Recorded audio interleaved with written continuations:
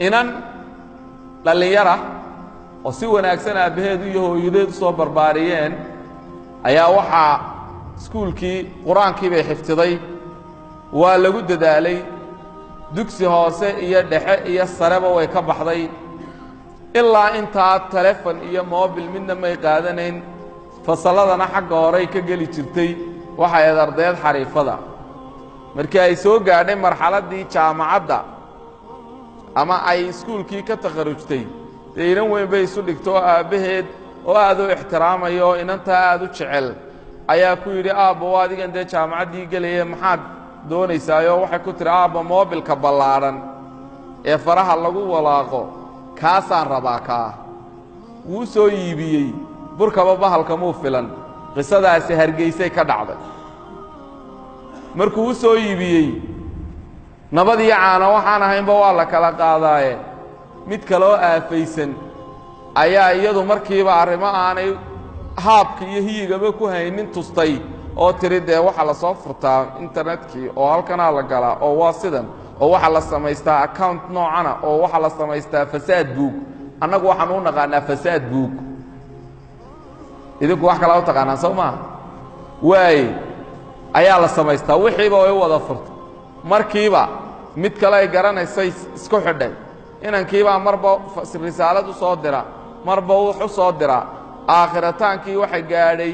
inuu qalbigeedii meel ku yeesho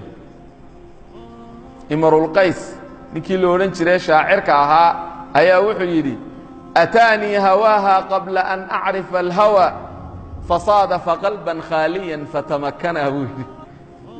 marka hal inantii ninkii isagoo ala al-hawa ayuu qalbiga meel kaga yeeshay waxay gaadhay inuu ku yiraahdo soo dir suuradahaaga iyo sawiradaada marba mid bay u dirtaa waxay aakhirkii gaadhay in ay uu ku yiraahdo sawir xijaaban oo asturantay markii dambe wuxuu ku yiri waxaan ku weydiiyay horta aduu sawiradan aad ilaa hadda la isma araga garo horta adigu sawiradan aad soo dirtaa inanta dhowr sanaan waxay ka qabto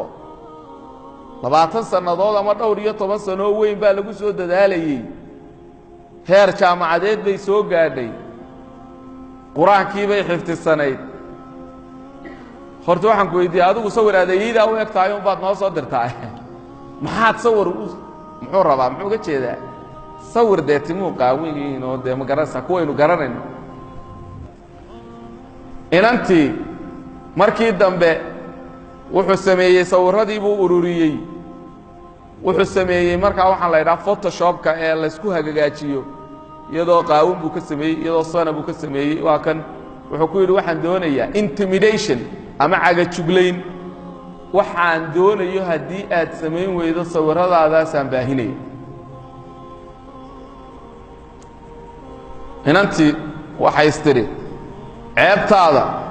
oo koo og yahay kullooma sheegay yiraahdaa waxay istiri isagoo ku ekaado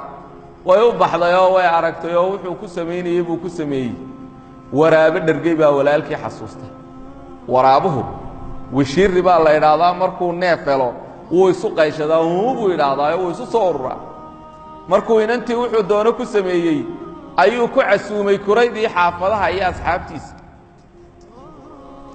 inantii way xijin kari weyday problemkii iyo mashaakilkii ilaa cidna uma sheegi kartee balaayadanna ma garanaysee dabadeedna way waalatay way ku dhufatay markay inantii xanuunsatay ee maskaxda xanuunkaasi kaga dhacay ka bacdina way sheekaysay wax walba way ka sheekaysay ninkii baa ka sheekaysay wax walba ninkii baa ogaaday in reerkii raadinayo xabad la doondoonayo dabadeedna uu baxsaday tahriib uu ku dhuftay isagana ilaahay baa qisaasay oo dooni baa kula degtay badweynta Hindiya iyo maxaa la yiraahdaa Liibiya Atlantic Oceanka ee u dhaxaysa Mediterranean Sea ayay ku kula degtay oo halkaas uu ilaahay ku qisaasay waxay iigu wardambeysay inantii oo xanuunsanaysa oo cilaajyada ku xidhan aafama yahay moobil mise maaha ajala ma goyn karaa mise ma goyn karo mindi laba af lama yahay oo ku gowracaysa idinkaa jawaabahaan idiin dhaafayaa iyo ummadda kale faraha badan